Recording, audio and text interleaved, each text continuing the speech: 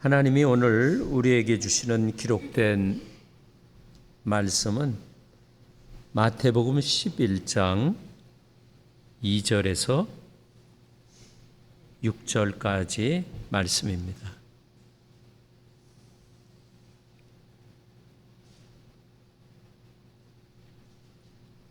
읽기는 11절까지 낭독하겠습니다. 신약성경 17쪽입니다.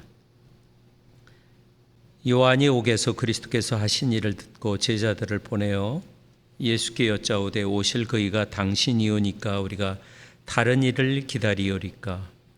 예수께서 대답하여 이르시되 너희가 가서 듣고 보는 것을 요한에게 알리되 맹인이 보며 못 걷는 사람이 걸으며 나병 환자가 깨끗함을 받으며 못 듣는 자가 들으며 죽은 자가 살아나며 가난한 자에게 복음이 전파된다 하라. 누구든지 나로 말미암아 실족하지 아니하는 자는 복이 있도다 하시니라. 그들이 떠나매 예수께서 무리에게 요한에 대하여 말씀하시되 너희가 무엇을 보려고 광야로 나갔더냐? 바람에 흔들리는 갈대냐? 그러면 너희가 무엇을 보려고 나갔더냐? 부드러운 옷 입은 사람이냐? 부드러운 옷을 입은 사람들은 왕궁에 있느냐? 그러면 너희가 어찌하여 나갔더냐? 선지자를 보기 위함이었더냐? 옳다. 내가 너희에게 이르노니 선지자보다 더 나은 자니라. 보라, 내가 내 사자를 내 앞에 보내노니 그가 내 길을 내 앞에 준비하리라 하신 것이 이 사람에 대한 말씀이니라. 내가 진실로 너에게 말하노니 여자가 낳은 자 중에서 세례의 온보다 큰 이가 일어남이 없도다. 그러나 천국에서는 극히 작은 자라도 그보다 크니라. 아멘. 예수 그리스도 안에서 하나님의 자비가 심판을 넘어섰습니다. 오늘 세례 요한이라고 하는 독특한 그런 그 선지자에 대해서 길게 예수님께서 이야기하셨습니다. 세례 요한은 그럼 누군가? 세례 요한은 마태복음 3장 1절에서 12절에 세례 요한에 대해서 열거하는데, 세례 요한은 율법의 근거에서 심판을 경고하는 선지자입니다. 그래서 심판 예언자다. 그래서 요한은 메시아는 장차 오실 심판자로, 그리고 또 종말의 심판이 가까웠다고 이렇게 선포했습니다. 그 백성들에게 회개하라고 아주 강하게 외친 거죠. 바리새인이나 사두개인들에게 그래서 너희들이 이제 지금 할 일은 회개하는 일이다. 회개해야만이 그 곧 닥칠 마지막 심판에서 살아날 수 있다. 이렇게 전파했습니다. 그리고 이 심판 예언자이기 때문에 독사의 자식들이라고 하는 그런 메시지로 유대 지도자들을 아주 날카롭게 공격한 겁니다. 그러니까 구약 성경에 있는 그 흐름을 타고 나온 예언자다는 거죠. 말라기나 이사야처럼 그 선지자들의 한 부류로서 최종적인 선지자가 세례 요한이다. 이제 선지자가 구약 성경에 기록되지 않고 신약 성경에 마지막으로 기록된 선지자입니다.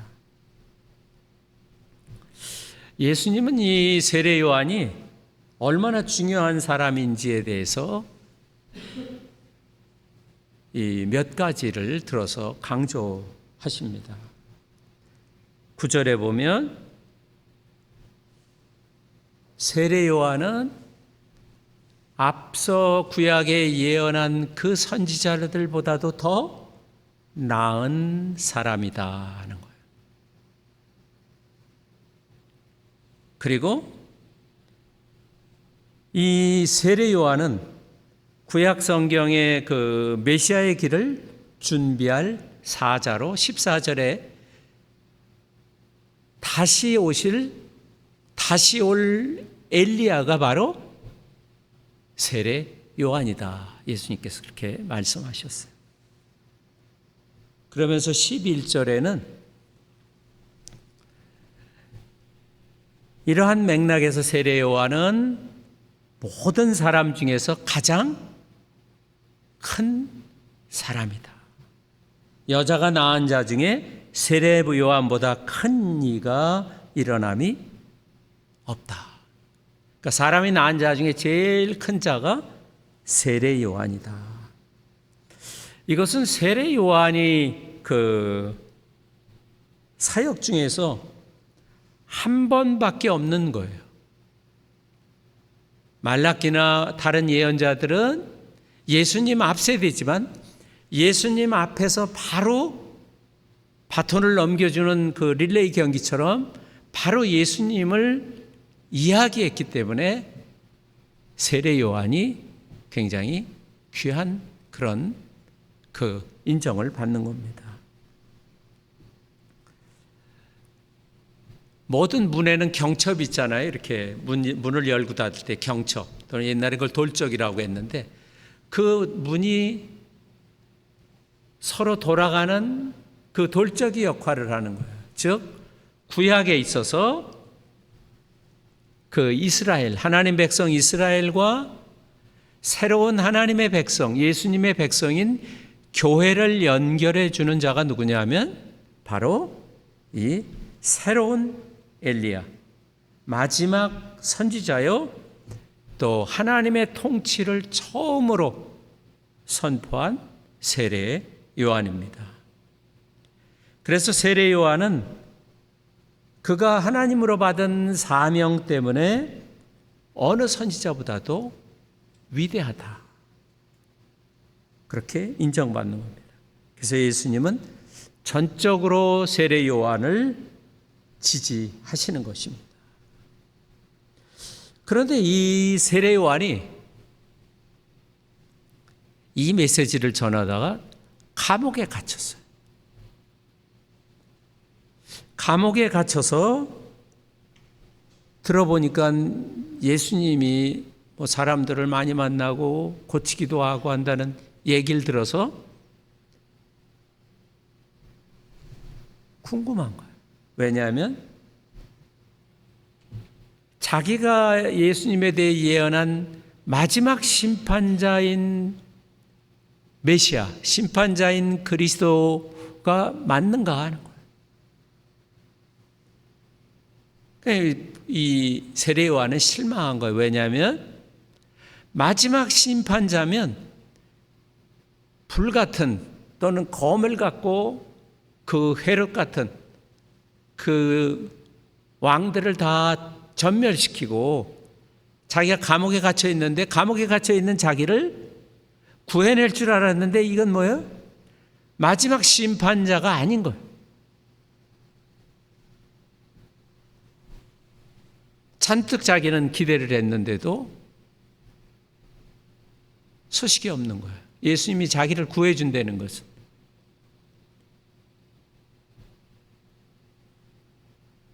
그리고 듣자 하니까 자기는 그 예수님은 세리요라든지 또는 죄인들을 친구로만 사귀고 다닌다든지 죄인들만 사귀고 다닌다는 거예요. 예수님이 점점 유명해졌지만 세례 요한이 기대한 일은 일어나지가 않는 거예요. 그래서 제자를 불러서 예수님께 가서 이걸 한번 물어봐라 하고 이야기하는 겁니다. 3절 같이 한번 읽어보죠. 시작.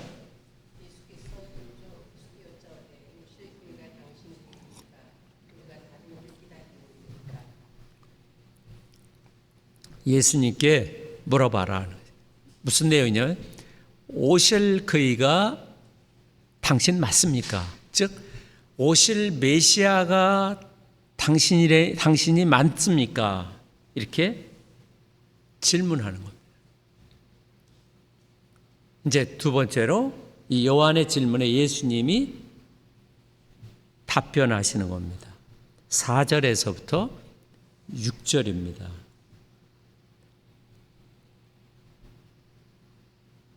예수님은 요한의 제자들에게 예수님이 하신 것,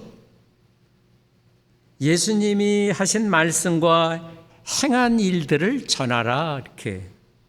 그러니까 그리스도께서 하신 일은 마태복음 5장과 10장에 이미 그 길게 기록된 그런 말씀입니다. 그래서 예수님이 누군가라는 것은 예수님이 행한 일을 보면 알 수가 있기 때문에 그걸 전하라는 거죠. 그러면서 5절 같이 한번 읽어보죠. 맹인이 보며 못 걷는 사람이 걸으며 나병한 자가 깨끗함을 받으며 못 듣는 자가 들으며 죽은 자가 살아나며 가난한 자에게 복음이 전파된다. 그렇게 전해라.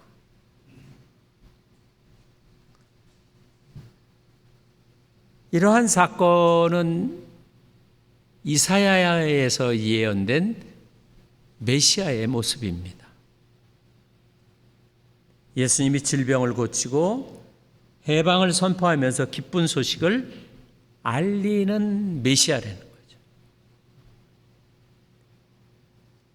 예수님은 자신이 행한 병든 자의 치유와 복음 전파가 자신이 메시아인 것을 알려주는 그런 표시라는 거죠.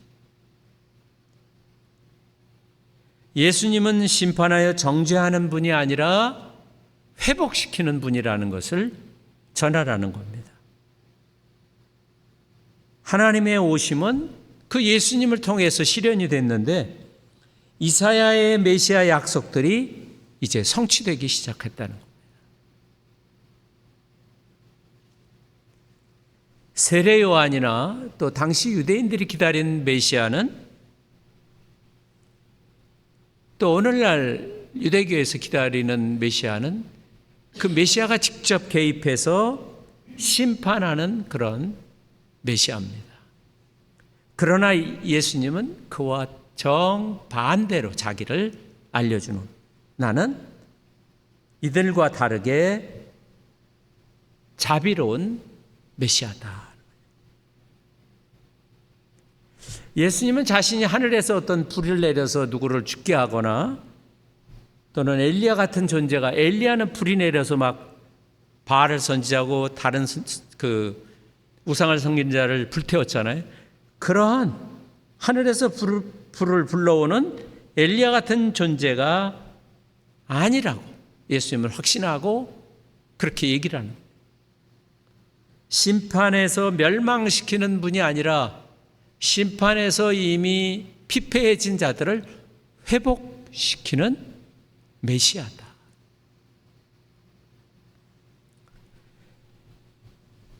예수 그리스도 안에서 하나님의 자비가 심판을 능가했으며 하나님의 자비가 심판을 처음으로 이긴 겁니다. 예수 그리스도 안에서. 그래서 율법의 심판의 시대에서 이제 복음의 자비 시대로 바뀐 것이죠. 예수님의 이 명령이 교회 시대를 위한 표준적인 지침이 되는 겁니다. 이것은 단순한 어떤 세례 요한의 어떤 질문을 얘기하는 것이 아니라 이제 어떠한 시대인지를 온 세상에 공표하고 교회의 표준이 무언가를 나타내는 거예요. 예수님은 구약 성경의 사람들을 정죄하고 심판하시지 않으시고 오히려 자신이 심판의 제물이 되신 분입니다. 마태복음 9장 13절에는 내가 긍휼을 원하고 제사를 원하지 않는다. 나는 의인을 부르러 온 것이 아니고 죄인을 부르러 왔다. 죄인을 불러서 그 죄를 물어서 정죄하고 심판해서 완전히 파괴시키는 게 아니라 이미 심판받고 병들고 피폐해진 자들을 회복시키게 온 메시아라는 거죠. 그래서 예수님께서는 우리가 죄 사함을 구하기도 전에 먼저 우리 죄를 다 용서해 버리신 거죠. 내 죄를 용서해 주세요 하기 전에 이미 그분이 우리 죄를 다 없애버리시 십자가에서. 믿으세요? 이게 우리의 신앙의 토대인 거예요. 이 토대 위에 서지 않으면 언제든지 그것은 무너질 수 있는 거죠. 예수님은 죄인들을 메시아의 그 잔치, 메시아의 그 파티에 초대해 주시는 거예요. 자비하심이 하나님의 성품이며 예수님은 죄인들과 함께함으로써 하나님의 자비하심을 따라 행하시는 것을 또한 알려주시는 겁니다. 마태복음 12장 7절에는 나는 자비를 원하고 제사를 원치 않는다. 아까 9장에서 긍휼을 원하고 제사를 원치 않는다. 같은 자비를 원하고 제사를 원하지 않는다. 마지막 때의 심판자이신 예수님께서는 오히려 제사보다 자비가 더 중요하고 자비의 원칙이 성전보다도 더 크다고 밝히시는, 우리를 정죄하시기보다는 곤경 가운데 있는 우리에게 자비를 베푸시는 메시아다. 그래서 예수님은 모든 사람이 하나님께는 사랑스럽고 소중하고 단 하나뿐인 존재라고 선언하시는, 그래서 예수님은 작은 사람에게도 자비를 베푸시는 분입니다.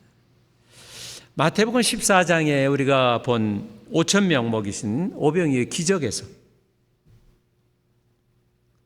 산에 오르신 거예요. 선지자들이 최후 심판을 예언하는 장소인 산, 빈들, 광야에 이제는 예수님이 거기 서셔서 사람들을 불쌍히 여기시고 그들 가운데 병든 자를 고치고 그들의 육체적인 먹일 것을 채워주시는 전혀 새로운 메시아를 오병이어에서 보여주신 것입니다. 하나님이신 예수님은 심판이 아니라 많은 사람들의 몸의 필요를 채워주셨습니다. 악한 자들은 심판의 메시지를 싫어하는 것처럼 선한 사람들도 자비의 메시지를 싫어합니다. 악한 사람들이 심판의 메시지를 싫어하는 이유는 그것이 자신에게 일어나는 일이기 때문에, 그 심판이 자기 죄가 있기 때문에 그 심판을 싫어해요. 선한 사람들은 자비 메시지를 싫어하는 이유가 있는데, 그 이유는 사람들이 악한 일을 하고도 그거에 대한 벌을 받지 않고 대충 넘어간다고 오해하기 때문에 자비를 싫어합니다. 하지만 예수님은 메시아의 사명은, 핵심은 자비야, 자비. 오늘 교회가 하는 일의 핵심도 여전히 자비입니다. 우리는 다른 사람이 동의하든 안 하든 이 길을 가야 합니다. 왜냐하면 예수님이 교회의 머리시기 때문에. 예수님은 이 진실을 깨닫는 사람에게는 특별한 복을 주십니다. 6절 같이 한번 읽어보죠. 시작.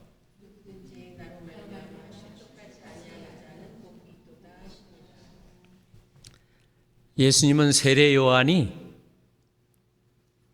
혼돈되어 있는 것을 알아채시고 자신이 현재 기대를 만족시키지 못한다는 이유로 예수님을 거부하지 말라는 경고입니다.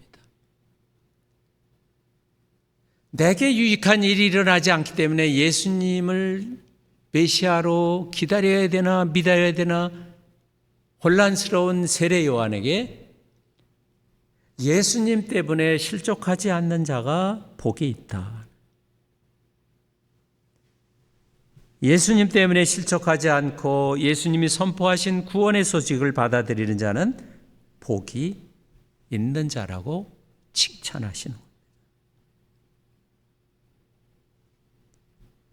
하나님의 아들이신 예수님의 추청에 응하는 사람은 율법의 행위로 얻을 수 없는 참된 구원의 복을 누리게 되는 것입니다.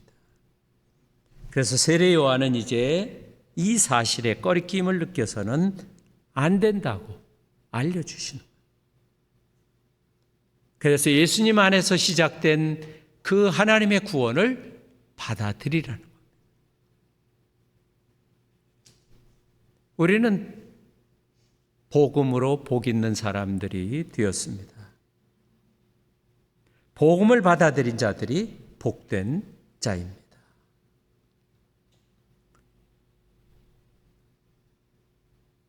하나님의 구원 역사 속에서 세례 요한이 차지하는 위치와 임무를 보면 사람이 낳은 자 중에 큰 사람입니다. 11절 같이 한번 읽어보죠. 시작. 내가 진실로 너에게 말하노니 여자가 낳은 자 중에 세례 요한보다 큰 이가 일어남이 없다.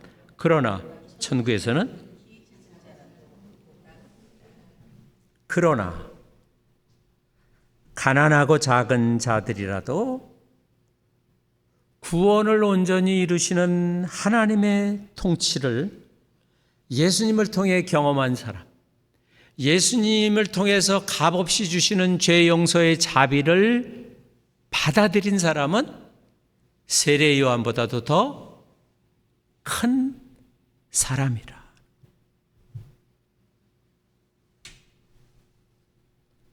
예수님을 통한 우리의 구원은 우리에게 값없이 주신 하나님의 선물이고 우리 자신의 성취로 인한 결과물이 결코 아닙니다. 우리는 세례 요한보다 크고 복이 있는 사람입니다. 우리는 세례 요한이 아니고 또 세례 요한이 될 수도 없고 세례 요한처럼 되어서도 안 됩니다.